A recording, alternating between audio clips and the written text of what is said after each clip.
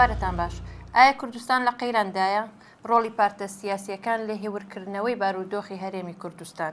بۆچی تا ئێستا دانوستانی 5 لایەنە سیاسەکە بەڕێوە نەچووە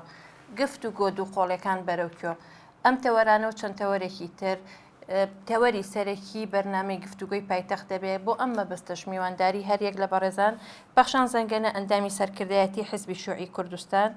کاک پشتیوان سادق ئەندامی ئەنجومەنی سەرکردایەتی پارتی دیموکراتی کوردستان هەروەها کاک شۆڕش حاجی سەرۆکی فراکسیۆنی گۆڕان لە ئەنجومەنی نوێنەرانی عێراق بەخێرهاتنتان دەکەم و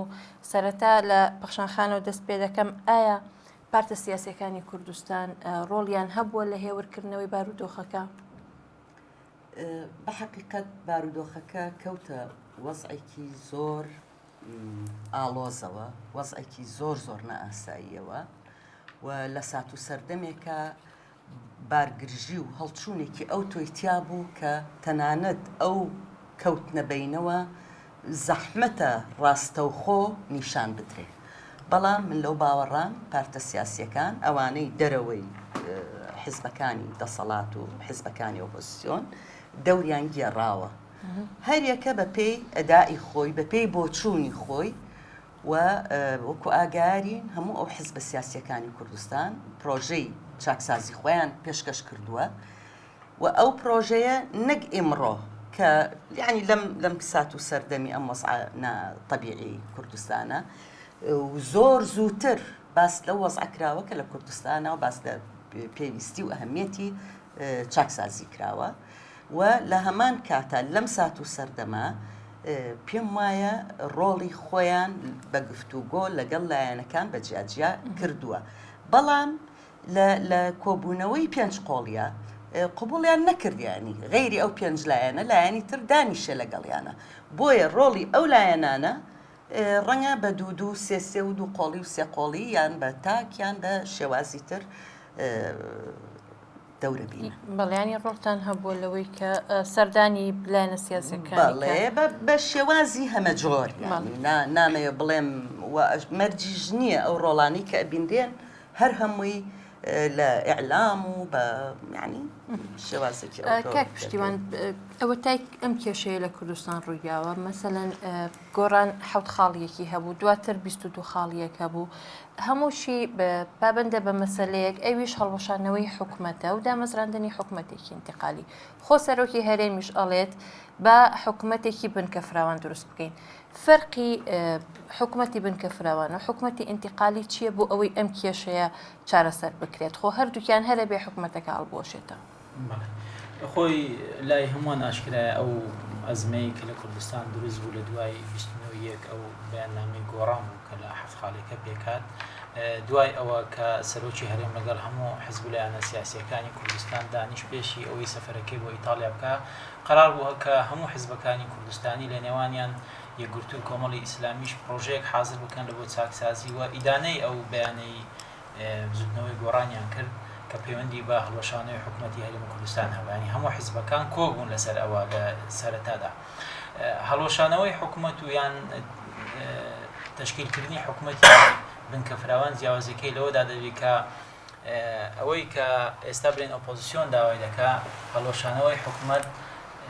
پێکینانی حکوومەتێکی کاتی ئینتقالی ئەو حکوومەتە کاتی ئینتقالیە ئەو دەسەڵاتەی نابێتن کە بتوانن لە قۆناغی ئینتقالیدا ئەرک و کارەکانی کە لە پرۆژەکانی خودی ئۆپۆزیسیۆنیشدا هەیە جێبەجێ بکاتن دائیمەن حکوومەتێک ئەگەر بەسیقەوە ببڕواوە دەست بە ئیشوکارەکانی خۆینەکە پێمان وایە ناتوانیتن ئەو بەرنامەی کە هەیە جێبەجێ بکاتن خاڵی دووەم ئەوەیە کە پێمان وایە ئەوەی کە ئۆپۆزیسیۆن و بە تایبەتی برادرانی گۆڕان پێداگیری لەسەر دەکەن مۆزوعەکە شروعی تعجیزیە و دەیانەوێت کە پرۆسەی سیاسی لە هەرێمی کوردستان بەبنبەست بگا بێگومان ئەوەش سوودوەرگرتن بوو لەو بارودۆخانەی کە لە منتیقەکەدا هەیە بە بڕوای من پێیان وابوو کە هەرێمی کوردستانی وەکو ئەو منتیقانە ئاڵوگۆڕی تێدا دەکرێت بەبێ لێکدانەوەی ئەو جیاوازیانەی کە لە نێوان هەرێمی کوردستان و لە نێوان وڵاتانی تر هەیە بەبێ جیاوازیکردن لە نێوان ئەوەی کە معارەزەی کوردستانی بەڕاستی پرۆژە و بەرنامە سیاسیەکانی یان پرۆژە و بەرنامە ئابوووریەکانی جیاواز نییە، یعنی شتی وای تێدا نەبووە کە بتوانێتین فعلەن کار لە شەقامی کوردی بکاتن ئەو گۆڕانکاریانە لە هەرێمی کوردستاندا ڕوودا ئەوەی کە لە منتیقەکەدا ڕوودا. بەڵێ کاک پشتیوان، کاک شۆڕش باسی لەوە کرد کە حکوومەتی ئینتیقالی ناتوانێت ئەو ئەرکانە جێبەجێ بکات. باشە ئێوە بۆچی بە حکوومەتی بنکە فراوان بەڕازی نابن، ئەشتوانن لەوێەوە داوای هەڵبژاردننی پێشوەخت بکەن و ئیشرافیش بکەن لەسەر کاروبارەکانی حکوومەت؟ حکوومەتی ئینتیقالی کاتێک دەبێت کە باسی لە حکوومەتی بێنن کە فراوان حکوومەتێک دەبێت کە لە دوای هەڵبژاردن هەموو لایەنە سیاسیەکان پێک دێن لەسەرەوەی کە حکوومەتێکی بنکە فراوان دروست بکەن بۆ حکوومەتەکە دەست بەکار بێت. ئەوەی ئێمە داوای دەکەین کە ئەڕێن حکوومەتی ئینتیقالی بۆ ئامادەکاری بۆ هەڵبژاردننی پێشوەخت کە سەرۆکی هەرێم و زۆر لە مەسوولەکانی هەردوو حیزبی دەسەڵاتیش دانیان بڵێن بەوە ڕازی بوون کە هەڵبژاردننی پێشوەخت بکرێت، بەڵام هەڵبژاردننی پێشوەخت لەم هەلومەرجەی ئێستا کە هەموو وەزەکان وەکو خۆی بێ و هێزی پێشمەرگە هێزی دوو حیزبی دەسەڵاتدار بێ و هێزی ئاسایش و پۆلیس هێزی هەردوو حیزبی دەسەڵاتدار بێ، سەربەخۆیی یەک نبینی لە ناو دام و دەستگاکانی حکوومەت لە هی دادگا لە هی دادوەری نەبوونی هیچ بڵێن منبەرێک نەبوونی هیچ شوێنێک کە بێلایەن بێت لە بەرامبەر ئەو کێشانەی لە بینی دەسەڵات و ئۆپۆزیسیۆن یا لە بینی حیزب و لایەنەکانی تر دروست دەبێت. ئێمە لەوەیە دەیبینین کە حکوومەتی ئینتیقالی حکوومەتێک دەبێت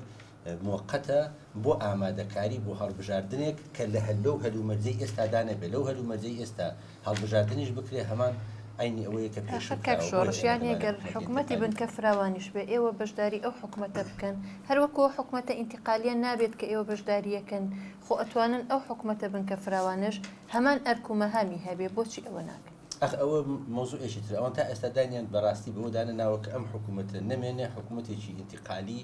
یان بنکە فراوان دابنرێ بۆ ئامادەکاری بۆ ئەو هەڵبژاردنە. تا ئێستا ئەوان بەڕسمی نەیانوت ئێمە ئەو حکوومەتە باشە هەڵدەوەشینەوە لەبەر ئەم حکوومەتە نەیتوانیوە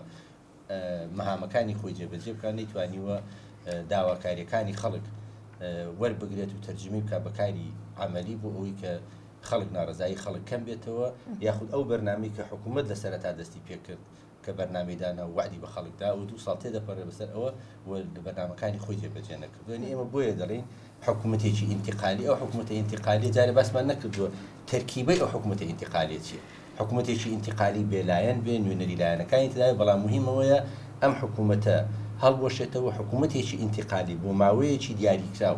دابنرێ بۆ خۆ ئامادەکاری بۆ هەڵبژاردننی پێشوەخت. بەخشان خان تۆ پێت وایە ئەگەر ئەو حکوومەتە ئینتیقالیە دروست ببێت یاخود ئەو حکوومەتە بنکە فراوانە، مؤسساتەکانی تری کە ئەوەی کە ئۆپۆزیسیۆن ترسی هەیە کە بە قسەی مەسەلەن حیزبە سیاسیەکانەکان بە تایبەتی هەردوو پارتی دەسەڵات، ئایا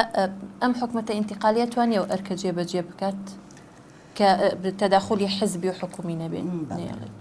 بەڕاستی ئێمە ئەو کێشانەی کە هەیە ئەو وەزعی کە باز ئەکرێ کە هەموو داخوازی ئەوە ئەکرێ کە چاکسازی تیا بکرێ وەلیدی یعنی لە دایکبووی ئەمڕۆ نییە، یعنی زۆر لەوە دوورترە، زۆر لەوە مەوداکەی دوورترە، حتا ئەتوانم بیگەڕمەوە بۆ پێش ڕاپەڕی، یعنی ئەو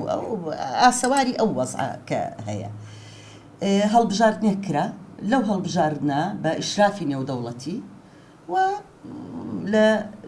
نزیکەی لە 130 پەرلەمانی کوردستان معارەزەیە و لەلایەن هەموو لایەنێکەوە دانرا بە نەتایجی هەڵبژاردن، حکوومەتێکی لێ پێکات. ئێستا لە ماوەی 2 ساڵی یعنی کە حکوومەت دەوابێ بە 2 ساڵ کە پێک هاتووە، ئەڵێ هێشتا ینی برادران باسی ئەوەکەن کە هێشتا زۆر شت ماوە نەیکردووە تا دوایی. پێم وایە حکوومەتێک بێنی بۆ ماوەیەکی دیاریکراو بێت ئەم کێشانەی کە ڕەگوڕیشەی ئەگەڕێتەوە بۆ زیاتر لە 20 ساڵ لەمە و پێش، ئەگەر دەستێوەردانی حیزبیە، ئەگەر نەبوونی عەدالەتە، ئەگەر یعنی لەم لاولەولا کەلێن لە مەسەلەی دیموقراتیەتایە، من تەسەور ناکەم حکوومەتێکی ئینتیقالی لە ماوەیەکی دیاریکراوە بتوانێت ئەو کێشانە چارەسەرکە. پێم وایە و ئێمە وەلا پرۆژەکەی حیزبی شوێعیشا کە بۆ چاکسازی پێشکەشی کردووە پێی لەسەر ئەوە داگرتووە. ئێمە ئەتوانین بەر لە هێورکردنەوەی ئەو بارودۆخەی کە هەیە لە بینی هێزەکانی معارزە و هێزی دەسەڵات زۆر زەحمەتە هیچ ناوێت بنرێ ئەبێ دانیشتن خەڵک متمانە پێیاکە ئەمانە پێکەوە دانیشتن ئەو کاتە حکوومەتی چی ناو ئەنی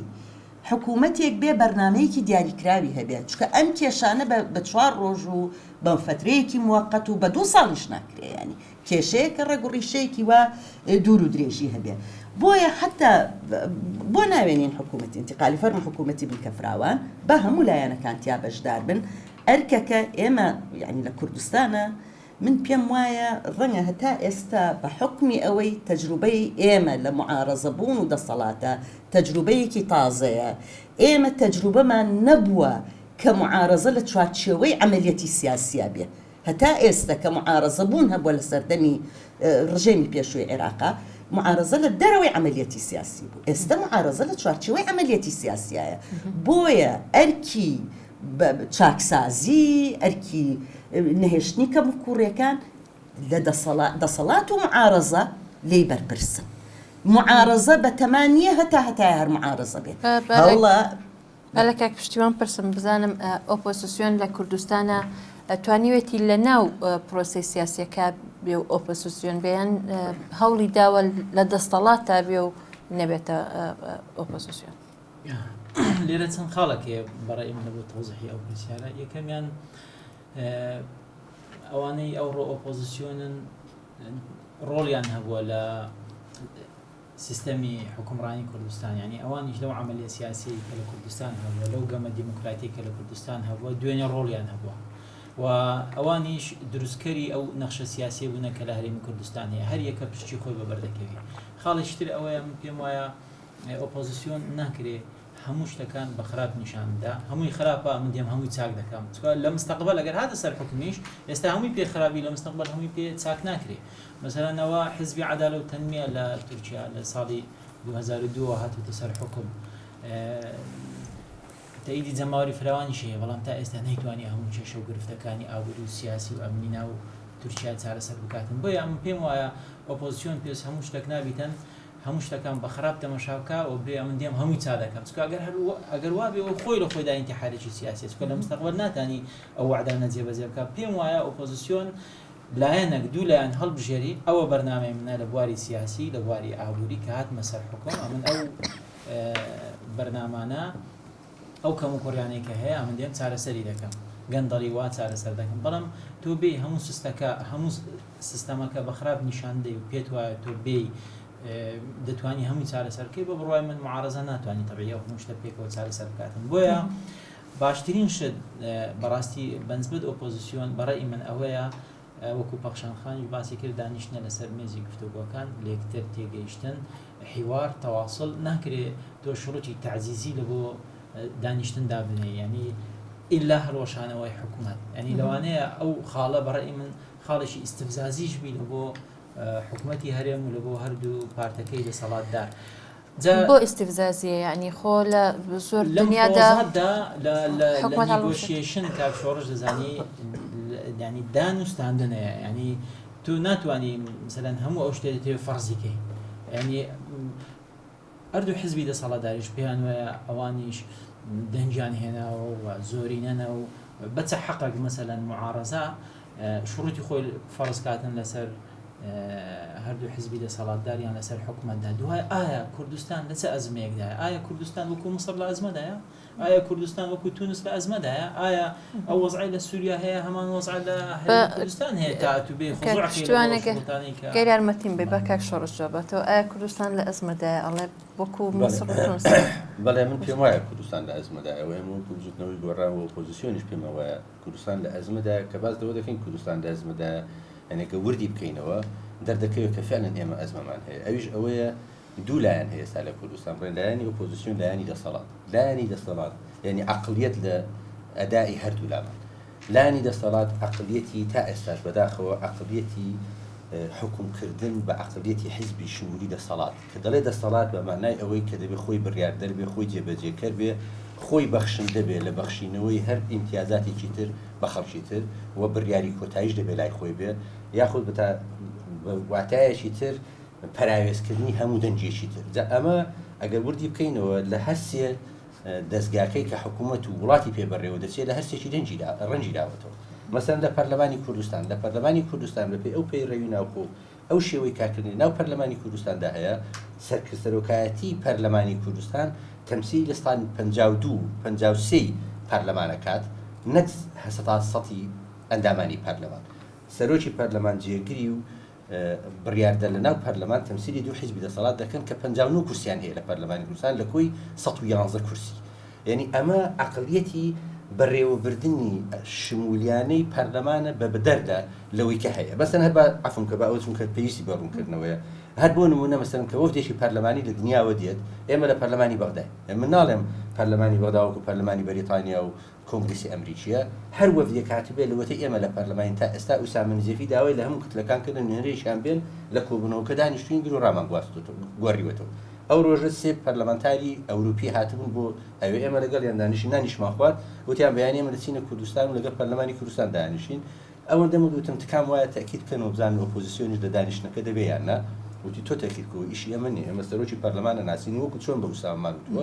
ئێوە هەمووتان لێرە بوون ئەوش لەوێ کە تەلەفۆن لەگەڵ برادران کە برادران هەر ئاگایان لەو کۆبوونەوەی نەبوو یعنی بەو عەقڵیەتە وا دەزانن سێ پەرلەمانتاری ئەوروپی هاتووە بێ سەرکردایەتی یەکێتی پارتی ببینێ نەهاتوە سەرکردایەتی یەکێتی پارتی هاتووە پەرلەمانی کوردستان ببینێ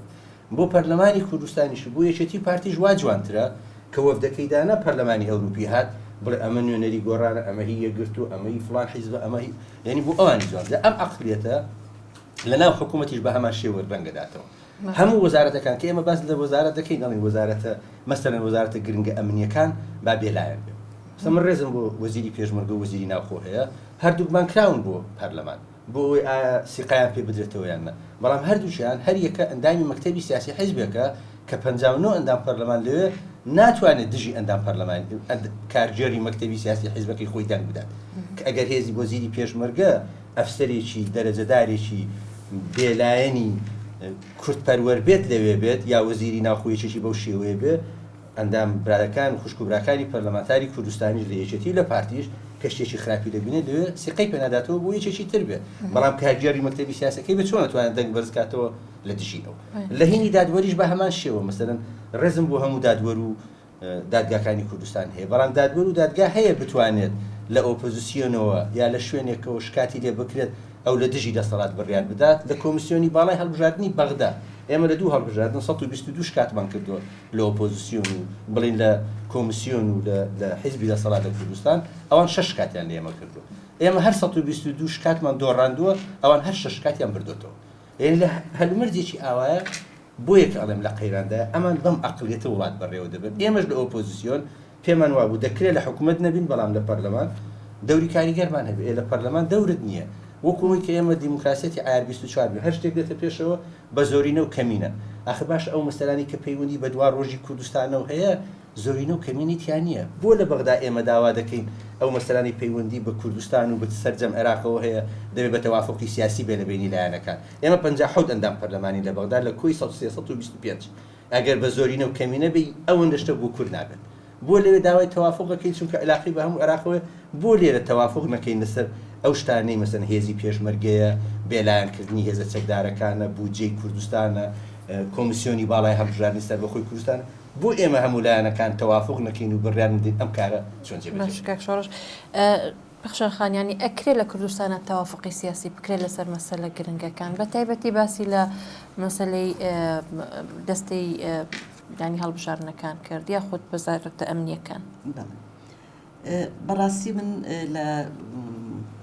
پێش هەڵبژاردننی پەرلەمانی کوردستانەوە لەسەر ئەو ڕێیە بوو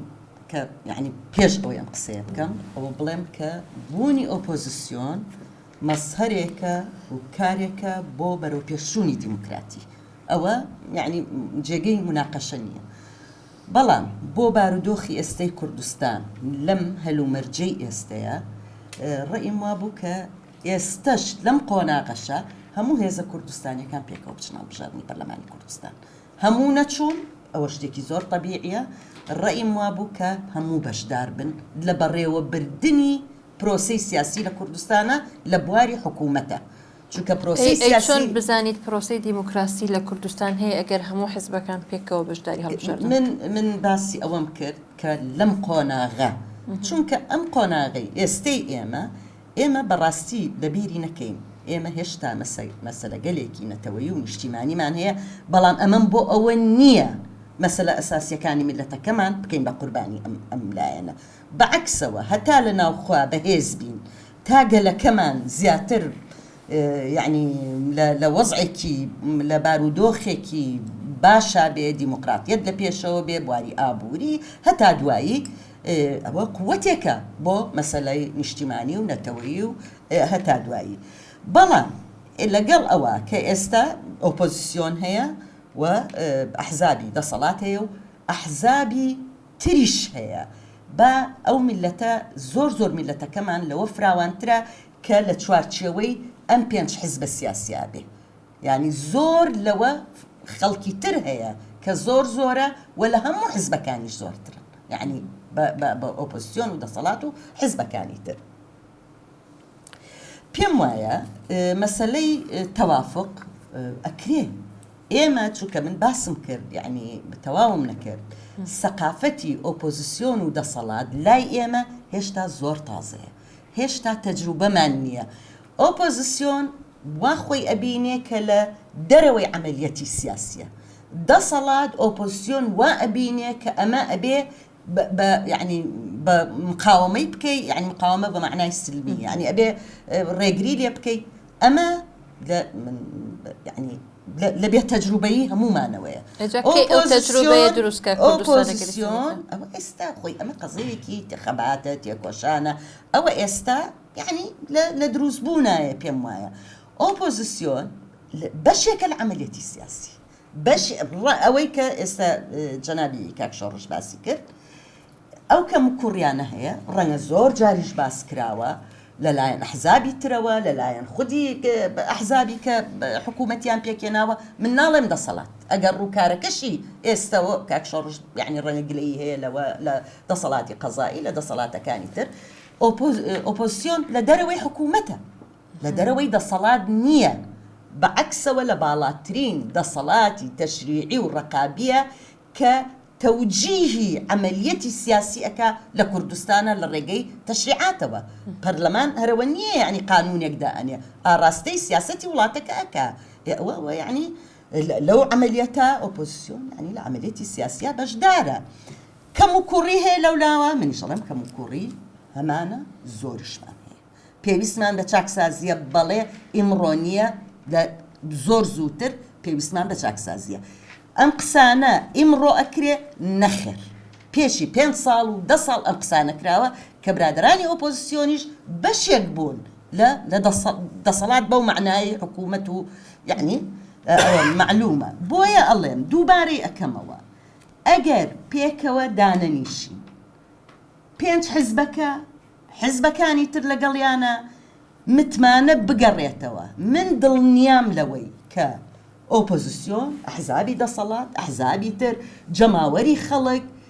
بە هەموو مؤسساتی مەدەنیەوە هەموو